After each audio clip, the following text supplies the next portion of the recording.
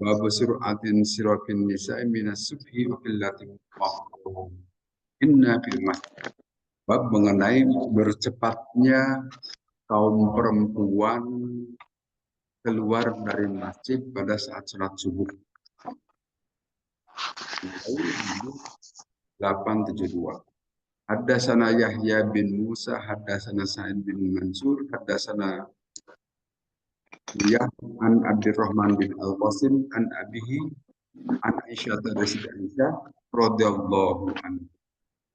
Anna Rasulullah sallallahu alaihi wasallam kan ada Rasulullah yusolli salat Rasulullah as-subha pada saat salat subuh di Golasid dalam keadaan masih gelap ayan sorifna maka meninggalkan masjid atau pulang para siapa nisa'ul mukminin kaum perempuan yang beriman layu tidak dikenali itu kaum perempuan tadi karena keadaan masih gelap oleh arifu atau tidak mengenal ba'duhunna sebagian dari kaum perempuan kepada sebagian yang lain. Ini seperti hadis-hadis sebelumnya yang menunjukkan tidak lama-lama kaum perempuan berada di masjid setelah mengikuti sholat subuh. Sholat subuh dengan kata lain juga di sini kaum perempuan itu biasa ikut berjamaah sholat subuh kalau mengikuti penjelasan hadis di sini. Kaum perempuan mengikuti berjamaah sholat subuh, tetapi tidak ikutan wiridan, barangkali begitu. Hanya di sini cepat-cepat mereka itu keluar, karena khawatir nanti pada saat kaum laki-laki keluar, masih melihat. Nah, supaya mereka tidak dilihat oleh laki-laki, lebih dahulu pulang. Tapi berita yang disampaikan di sini, biasa melaksanakan sholat berjamaah subuh kaum perempuan pada zaman Rasulullah SAW.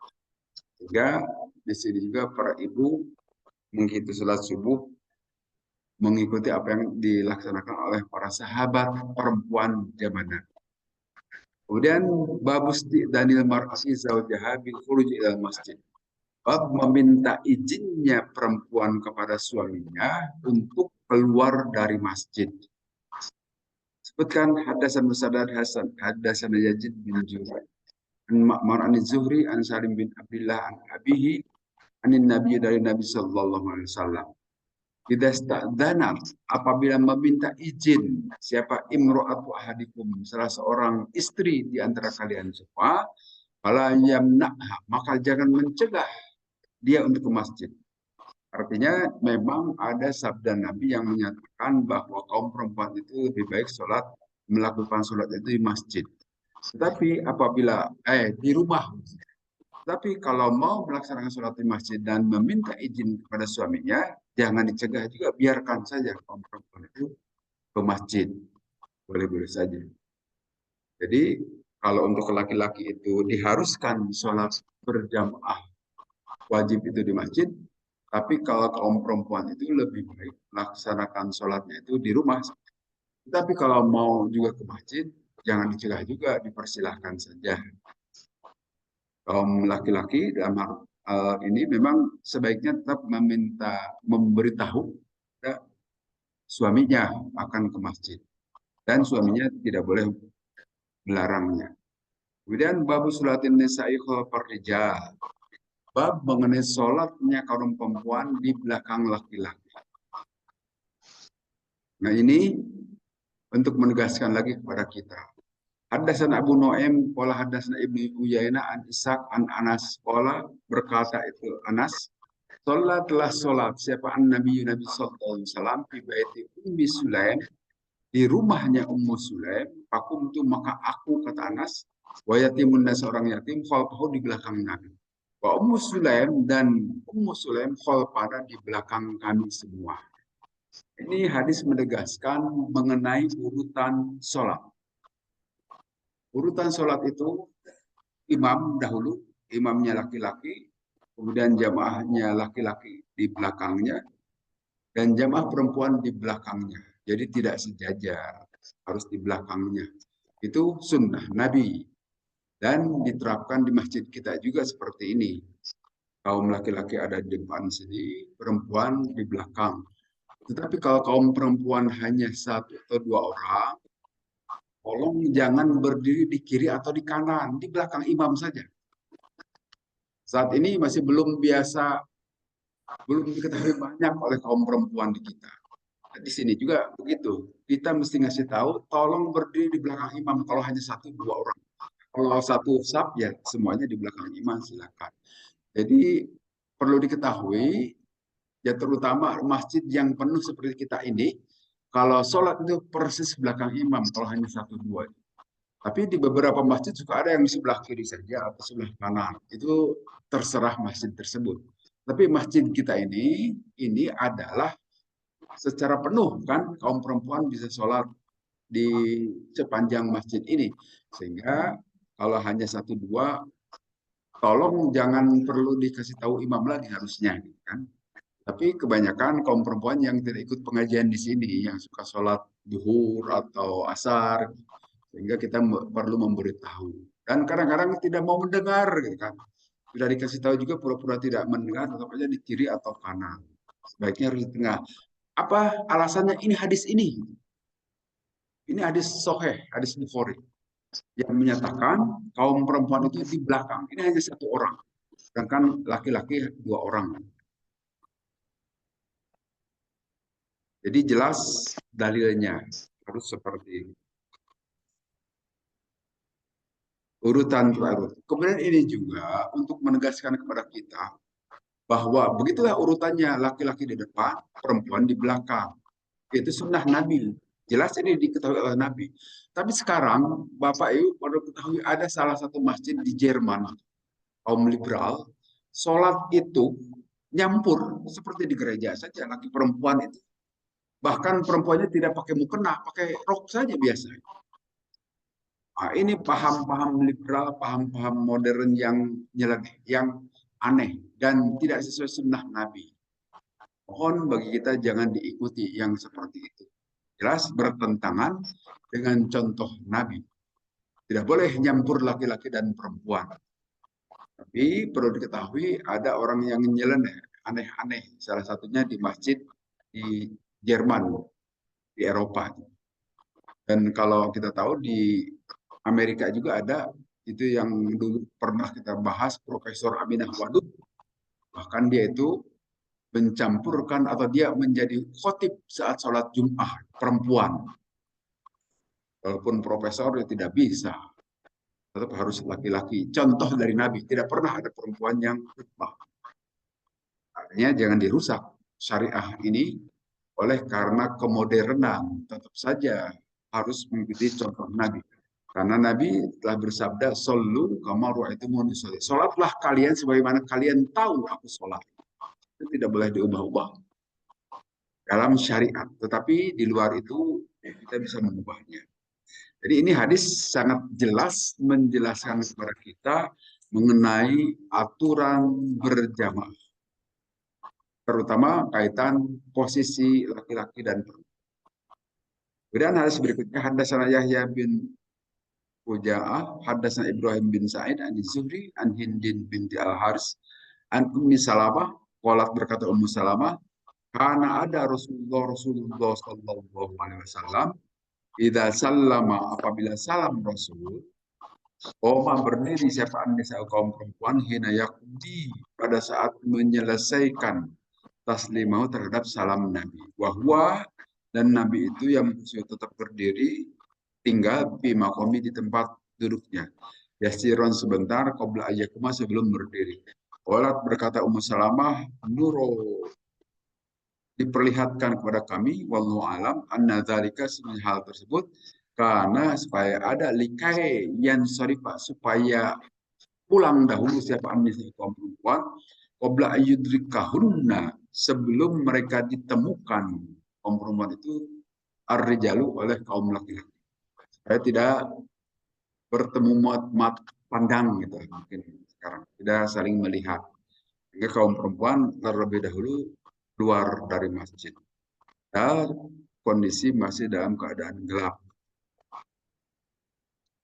Kemudian kita akan berpindah kepada Kitabul Jum'ah. Kalau sebelumnya Kitabul Adzan, walaupun membahas adzan, tapi persoalan sholat dibahas banyak juga.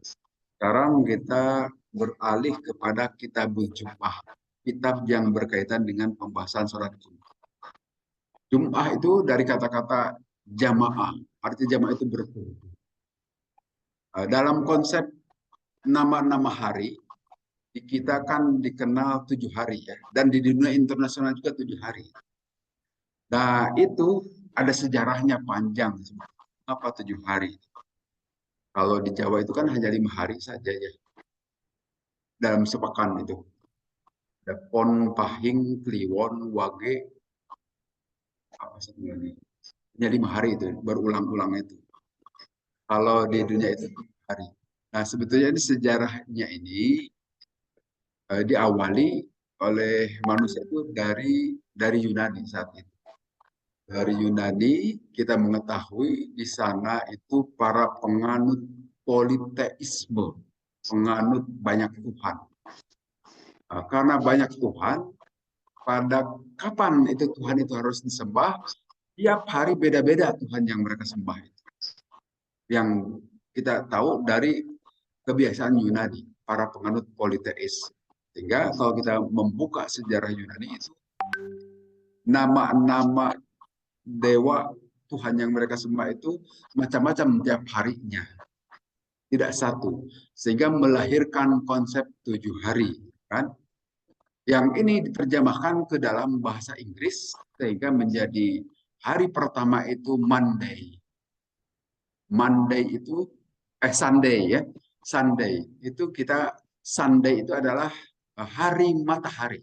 Artinya hari matahari itu hari penyembahan kepada dewa matahari. Dan dewa paling besar di Yunani itu dewa Ra itu kan. Itu dewa matahari. Yang sebetulnya itu ada kaitannya juga dengan nanti kekristenan gitu ya. Sehingga mengapa itu patung Yesus di kepalanya itu ada seperti gambar mata, seperti di belit-belit itu matahari itu ada kaitannya dengan dewa yang disembah oleh bangsa Yunani saat itu. Nah, hari penyembahan terhadap dewa matahari itu disebut dalam bahasa Inggris jadi Sunday. Kalau dalam bahasa Spanyol atau Portugis jadi Domingo. Jadi bahasa kita jadi Minggu. Domingo itu Tuhan, Minggu itu hari. Nah, di kita menjadi budaya sekarang seharusnya hari Ahad kan kita suka menyebut Minggu. Udah kebiasaan di mana-mana itu.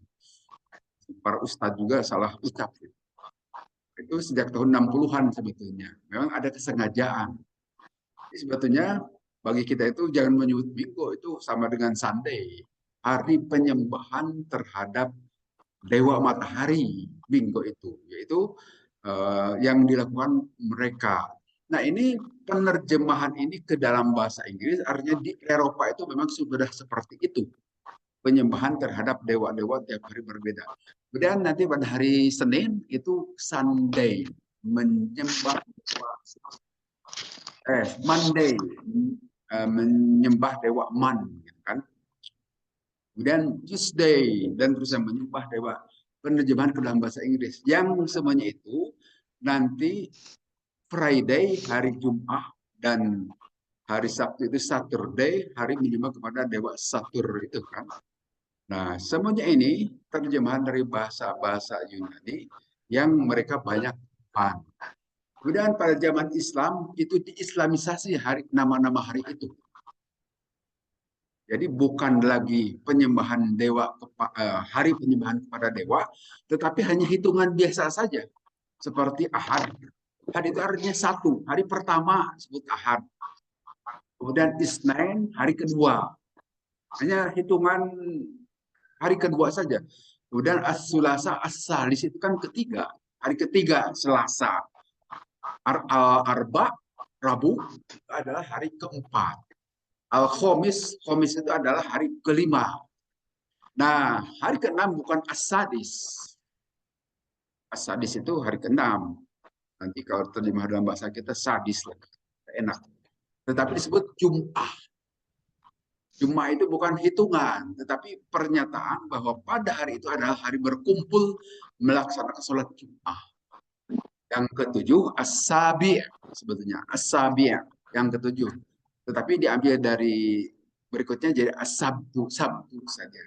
Nah, itu diambil dari sabat, dari bahasa orang-orang Yahudi yang hari itu mereka melakukan penyembahan khusus untuk melakukan penyembahan kepada Tuhan. Sehingga dalam hal ini kata-kata Jum'ah itu bukan hitungan menjadi bahasa kita. Tetapi kita menyebutnya suka Jumat gitu kan ya. Itu salah sebetulnya menurut ilmu tajwid. Harusnya Jum'ah. Harusnya pakai tak marbutoh. Kalau diwakofkan harus jadi hak itu. Oh, bolehlah kita islamisasi. Jangan ikut-ikutan orang Kristen Jumat. Jemaat kan itu merusak itu pakai ilmu tajwid itu. Harusnya jemaah, jamaah bukan jemaah. Sama seperti masjid, bukan masjid tapi masjid. Tidak ada dalam bahasa Arab gitu kan. Yang ada itu masjid.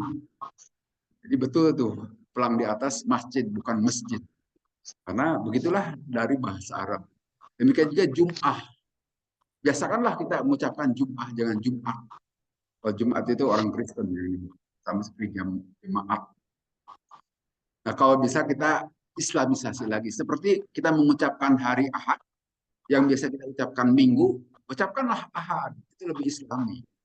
Karena dalam istilah bahasa Arab dan alhamdulillah menjadi bahasa kita, itu kita melakukan demitosasi. Kita melakukan pengislaman nama-nama hari dari keyakinan yang selama ini di dunia Eropa itu sama dengan hari-hari penyembahan dewa. Tapi dengan bahasa Arab itu dibebaskan dari penyembahan terhadap dewa. Termasuk hari Jumat, bukan menyembah dewa Fray, tetapi bukan Friday, tapi hari berkumpulnya umat Islam. Tetapi saat ini, saya benar atau tidak, wallahu alam, ada usulan dari Menteri Agama supaya sholat Jumat itu dipindahkan ke hari Sabtu. Itu tidak itu, Pak. Itu di medsos beredar itu. Itu kurang ajar itu. Kalau mau mengubah, sama dengan mengubah Al-Quran ini, mau mengubah Al-Quran, perintah atau contoh dari Nabi selalu hari Jumat. Hari Jumat itu ya bukan hari Sabtu.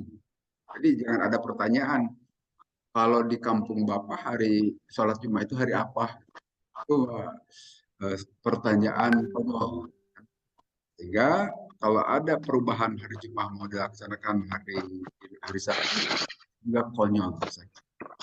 Nah, di sini disebutkan akan dibahas panjang saya kira kita berjumlah, kita berkaitan dengan sholat Jumat. Demikian juga disebutkan di sini li'anna khalqa adama jumi'a fihi. Penciptaan Nabi Adam juga dilaksanakan pada hari Jumat.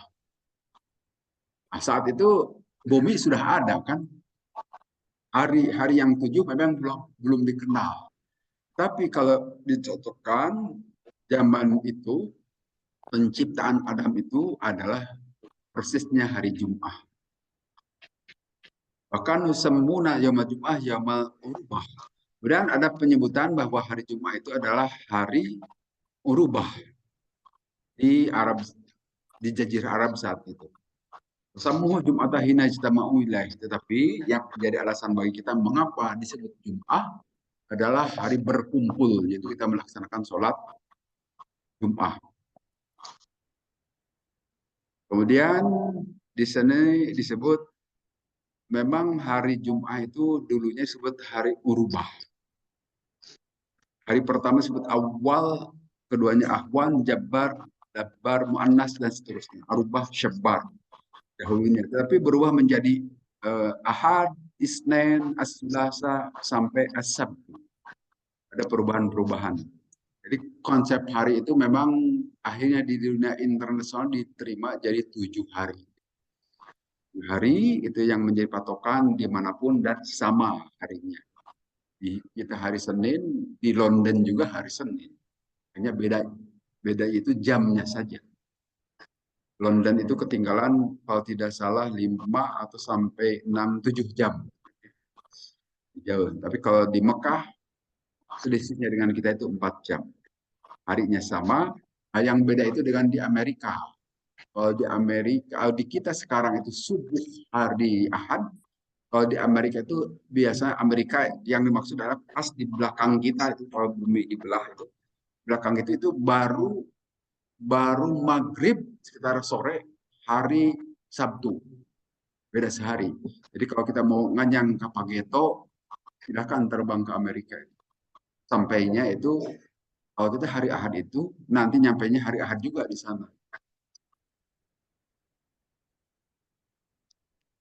Nah, kemudian di sini wafih anna yaumuidin Jumat juga disebut sebagai hari Id, hari raya.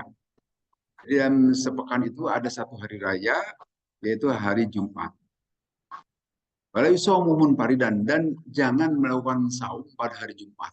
Memang ada larangan kalau kita saum hanya pada hari Jumat saja tidak boleh karena hari Jumat itu hari Id. Id itu artinya hari raya. Sebagaimana kita tahu di hari raya Idul Fitri dan Idul Adha itu haram puasa. Demikian juga sebaiknya kalau kita mau puasa sunnah hanya pada hari Jumat, jangan hari Jumat harus disertai dengan hari Kamisnya atau dengan Sabtu. Sebaiknya begitu.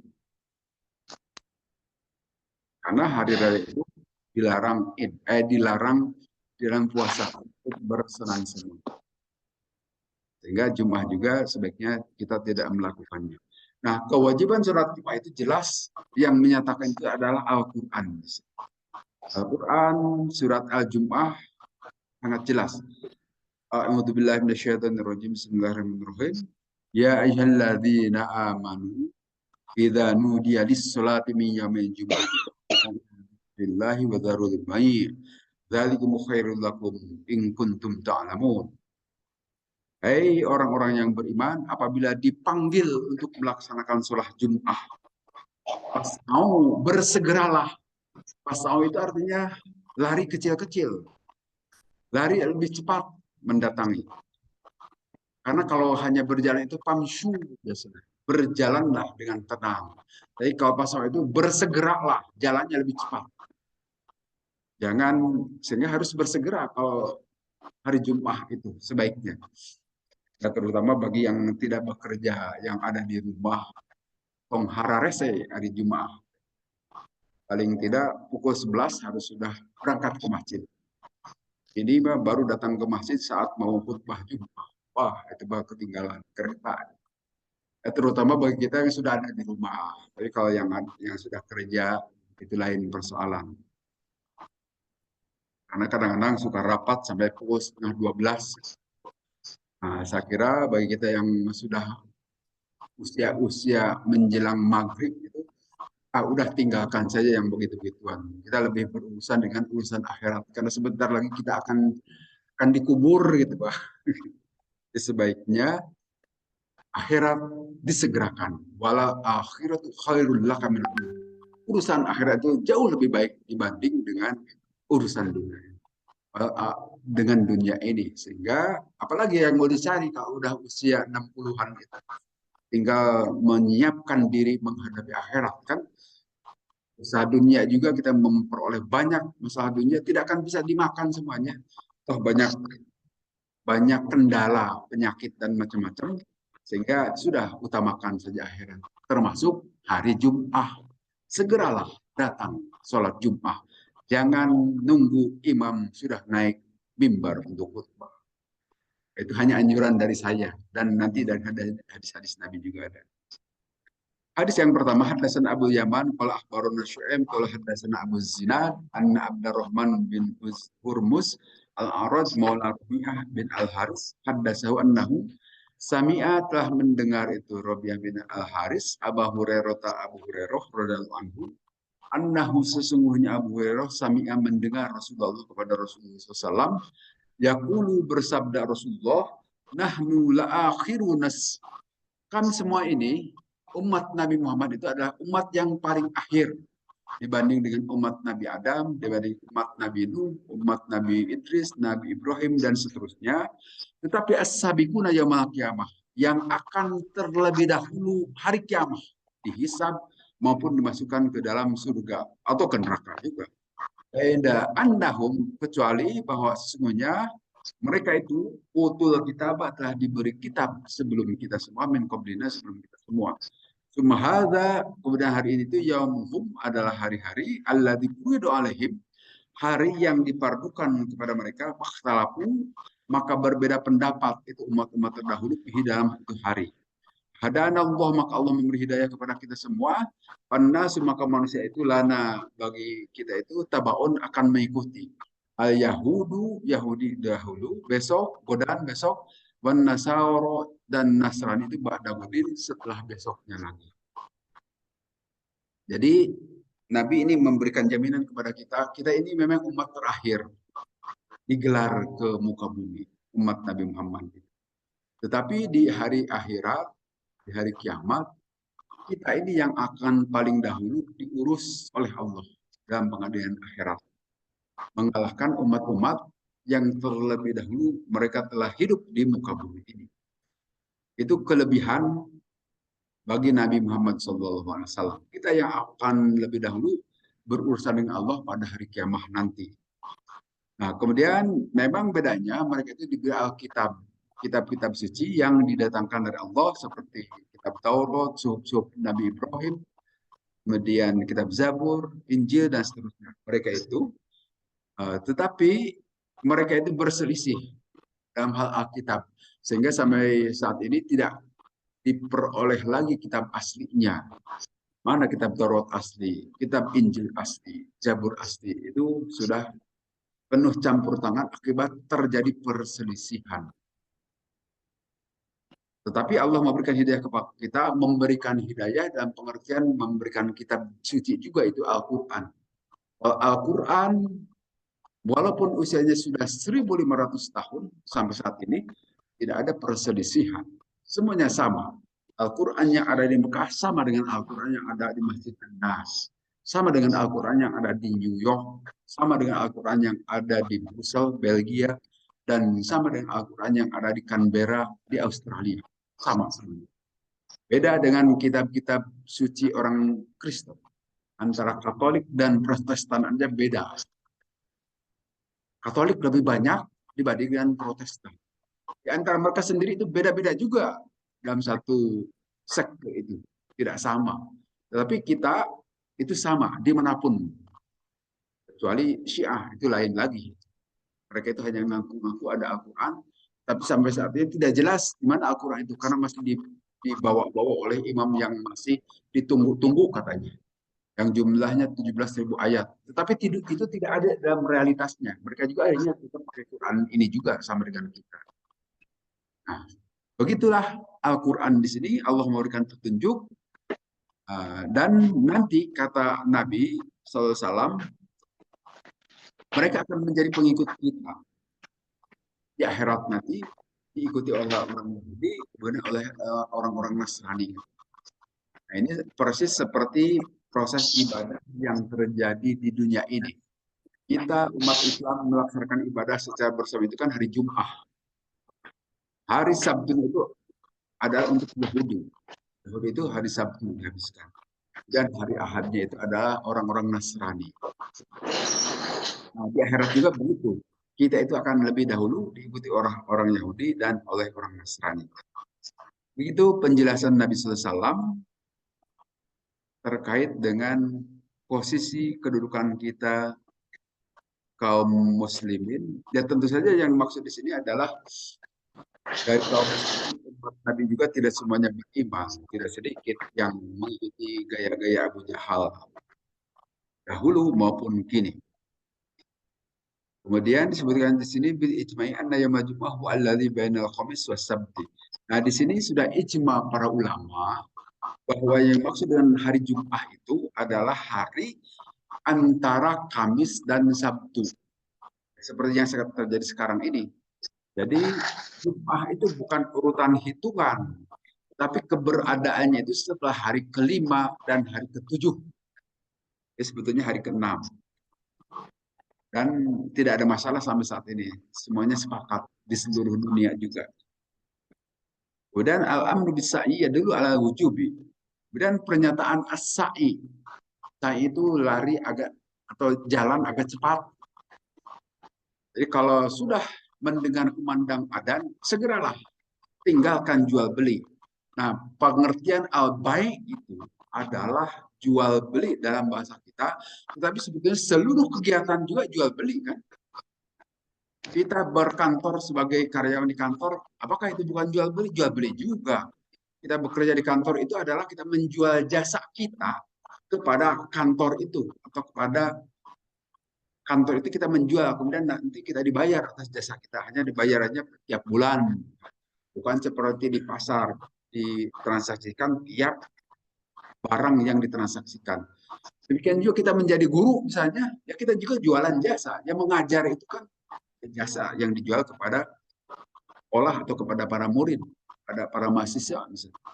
Juga jualan, tinggalkan yang seperti jangan yang dimaksud sih tinggalkan jual beli hanya yang di pasar aja yang harus segera, sedangkan yang di kantor tidak perlu sama.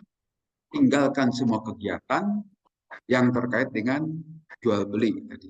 Dan di kita itu kegiatan manusia itu adalah jual beli semuanya, transaksi, baik jasa maupun barang. Kemudian waktu fardiyatnya al aksaru ala annaha furidat bil Madinah. Nah, ada perbedaan pendapat di antara para ulama mengenai kapan sholat Jumat itu difardukannya. Nah, kebanyakan mayoritas ulama bersepakat bahwa sholat Jumat itu dipardukan setelah Nabi hijrah ke Madinah. Bahwa muqtadu mataqaddama anna fardiyatha bil ayati. Nah, keparduan surat Jumat itu sesuai dengan surat Jumat tadi. Yang mana surat Jumat itu turunnya di Madinah. Ya ayyuhalladzina amanu idza nudiya lis-sholati min yaumil jum'ati fas'au ila dzikrillah. Itu turunnya di kota Madinah atau setelah Nabi hijrah. Demikian juga larangan untuk jual beli dan seterusnya itu tinggalkan. Baik, kita lanjut ke hadis berikutnya. Panjang penjelasannya. Hadis berikutnya, bab fadil gusti yamal Jum'ah. Bab keutamaan mandi pada hari Jumat. Hal al-sabi syuhudu yaumil Jum'ah. Apakah bagi anak-anak juga sebaiknya menghadiri salat Jumat? Atau ala nisa'i atau juga kaum perempuan? Haddatsana Abdullah bin Yusuf qala akhbarana Malik an-Nabi Abdullah bin Umar radhiyallahu anhuma anna Rasulullah sallallahu alaihi wasallam qala bersabda Rasulullah idza jaa ahadukumul jum'ata falyagtasil. Apabila datang kepada salah seorang di antara kalian hari Jumat, falyagtasil maka hendaklah mandi. Ini bagi kita barangkali mandi saat ini sudah biasa ya. Tapi bagi orang-orang zaman dahulu belum menjadi kebiasaan. Jangan dahulu ya. Sekarang aja seperti di Papua atau di Irian, budaya mandi itu belum menjadi kebiasaan. Belum menjadi kebutuhan sehari-hari. Jangankan di Papua, di kita saja belum tentu tiap hari mandi kan. Ya, saya kira ada yang seperti itu belum tentu tiap hari. Kan sehari sekali. Kecuali di Jakarta atau di daerah panas barangkali sehari 2 kali. Tapi kalau di Bandung, lagi di daerah tempat-tempat dingin, di Lembang, belum tentu tiap hari mandi. Nah, di sini Islam itu mengajarkan mandi jauh-jauh hari. Apabila mendekati hari Jumat, maka mandilah. Sehingga kedudukannya itu sunnah mandi sebelum waktu Jumat. Kecuali kalau kita ada di kantor, mandinya pagi-pagi tidak apa-apa. Tapi kalau ada di rumah, kita mandinya menjelang sholat Jumat.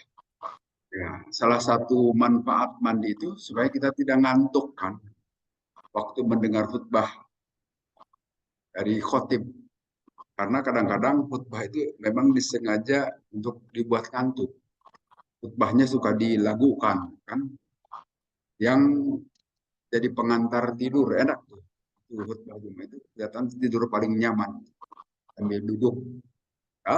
Tidak boleh, harusnya kalau melihat contoh Nabi, para sahabat itu melihat secara langsung kepada yang sedang khutbah. Dan ya khutbahnya juga tegas. Bukan dengan cara mengalek-alek, dilakukan. Kalau di kita kadang-kadang dilakukan. Ya, mengantarkan kita tidur. Waktu dibangunkan tidak sadar bahwa itu selesai khutbah. Dia tidak mengerti apa sih isi khutbah itu.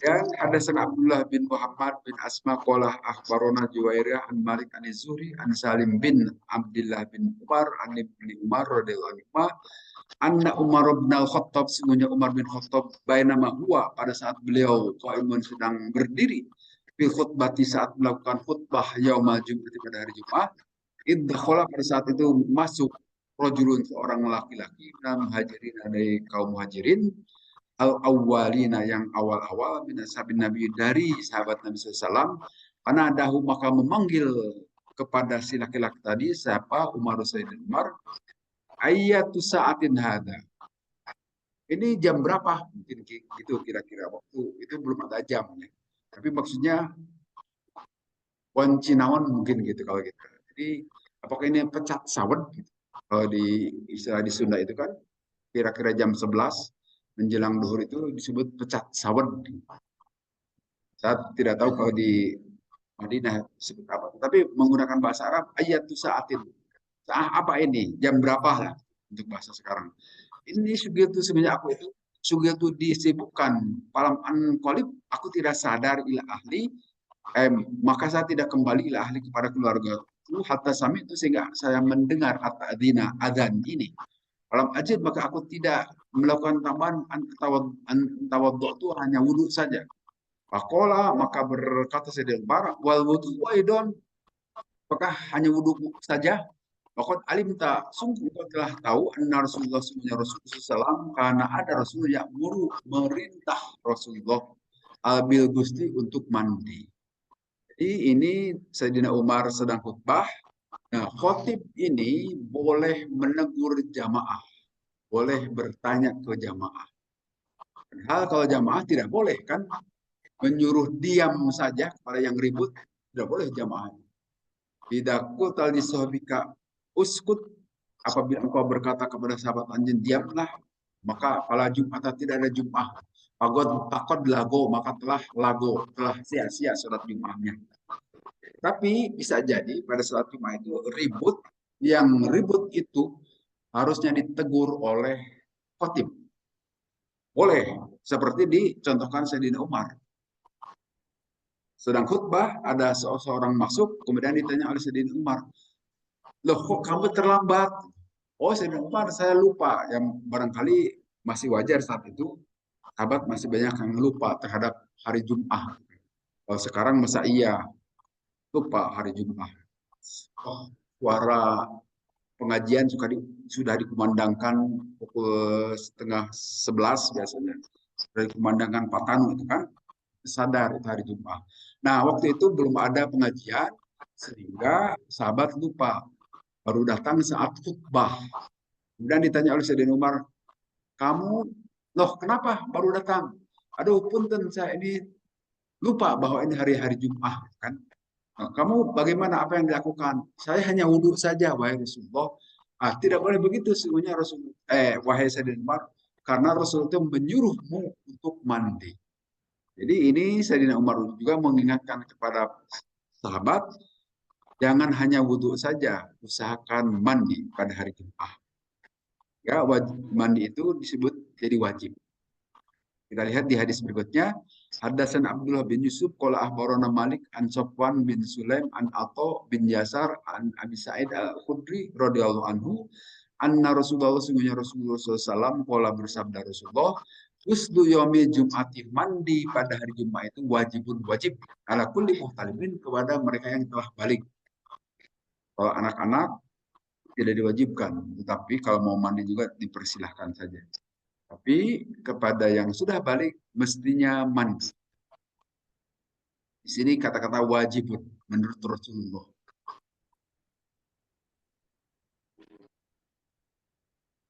Kemudian ini penjelasannya panjang. Kita lanjut ke hadis berikutnya saja.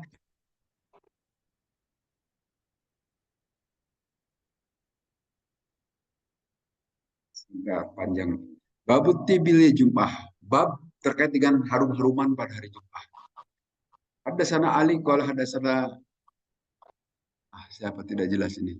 Qala haddatsana Syu'bah an Abi Bakar al-Munkadir qala haddatsani an Sulaim al-Ansari qala asyhadu, saya menyaksikan ala Abi Sa'idin kepada Abu Sa'id, qala berkata Abu Sa'id, asyhadu, saya menyaksikan ala Rasulullah kepada Rasulullah SAW, qala bersabda Rasulullah, al-ghuslu, kalau mandi yaumal Jumat pada hari Jumat wajibun wajib ala kulli muhtalimin, kepada setiap yang telah balik. Wa yastanna, dan juga disunnahkan ayyamassa, untuk mengusapkan tiban dengan harum-haruman in wajada, apabila memilikinya. Ola amar amal ghusl, adapun mandi itu asyhadu, aku menyaksikan anu bahwa sungguhnya mandi wajibun wajib. Wa mal istinanu watibu, adapun menggunakan harum-haruman, wallahu alam, Allah yang lebih tahu. Wajibun huwa amla, apakah wajib atau tidak, walakin hada fil hadis, tapi ini ada di hadis. Wala Abu Abdillah, berkata Abu Abdillah, wa akhul Qadir, saya kira tidak perlu disebutkan menjelaskan para riwayat hadis. Tapi di sini hadis ini menegaskan perihal menggunakan harum-haruman pada hari Jumat. Dipersilakan. Kita punya minyak kasturi, kita punya harum-haruman, atau apapun dipersilakan kalau mau dipakai. Itu sunnah. Walaupun mandi lebih sunnah lagi. Jadi boleh dikata di sini barangkali kalau mandi itu sunnah makan, tapi kalau harum-harum itu hanya sunnah saja. Kalau ada di sini ada in wajada, apabila memiliki, apabila ada di kita itu harum. Tapi kalau tidak ada, tidak apa-apa, tidak pakai. Oh, sudah diharumkan dari hasil mandi, tidak bau badan. Nah, ini juga terkait dengan soal kenyamanan dalam pergaulan. Jangan sampai kita membuat polusi bau pada lingkungan gara-gara tidak mandi. Jadi Islam itu mengindahkan hubungan sosial yang baik juga.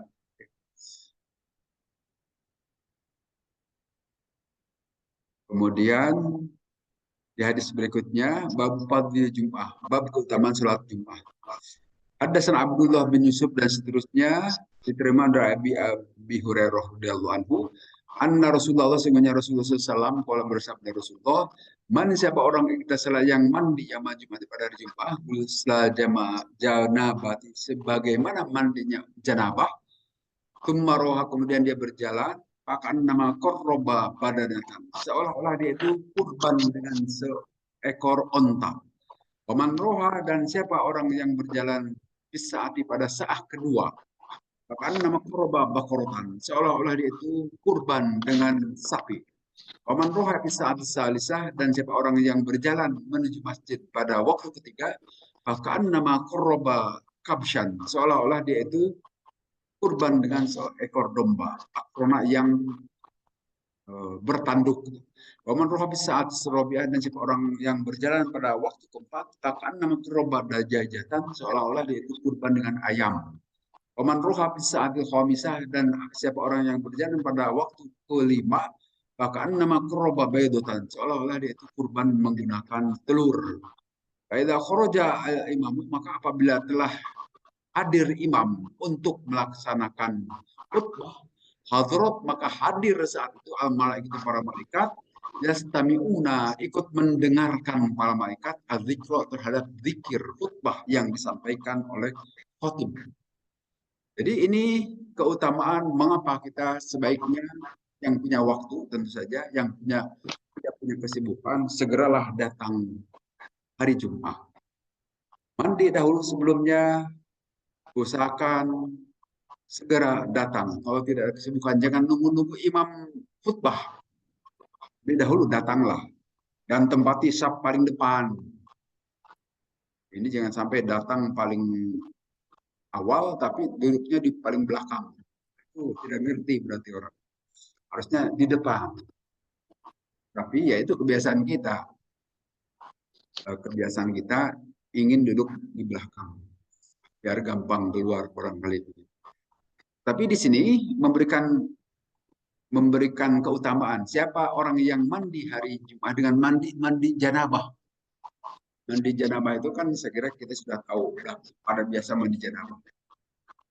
Harus diawali dengan wudu, kemudian mandi, ada niat di situ, katakan niat itu adalah sunnah untuk hari Jumat. Kemudian diratakan air ke seluruh badan seperti itu.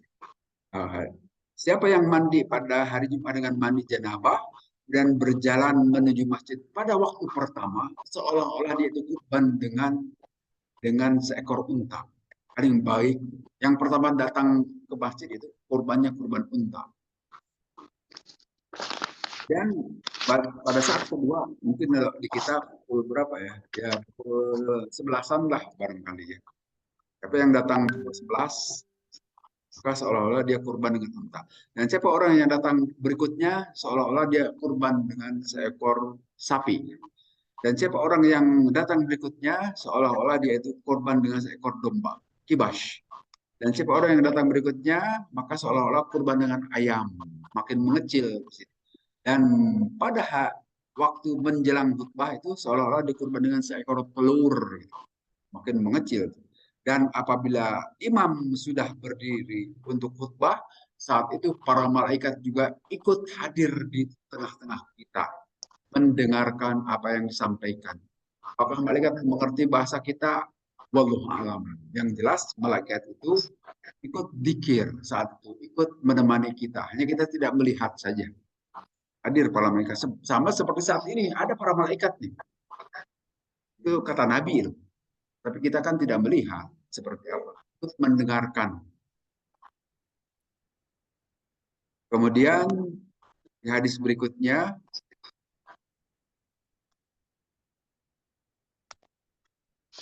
hadis terakhir. Ada sama ada bunuh kalau ada sana Saiban an Yahya an Nabi Salam an Nabi Hurairah anna Umar singgonya sedin Umar radhiyallahu anhu bainama huwa yakhutubu pada saat beliau khutbah jamaah Jumat pada ini mirip dengan hadis yang tadi. Idakhola saat itu masuklah rajulun seorang laki-laki, pakola bersabda Umar sedin Umar, lima tahtabisuna anis sholat. Mengapa kau telat datang sholat Jumat? Kok baru datang setelah saya khutbah?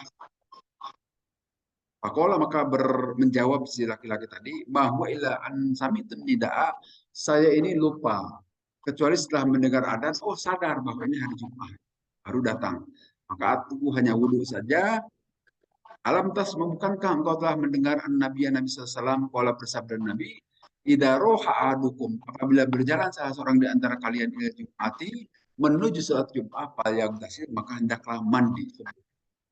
Ini sama dengan hadis di atas. Tak kira itu barangkali untuk penjelasan kita hari ini mengenai sholat Jumat.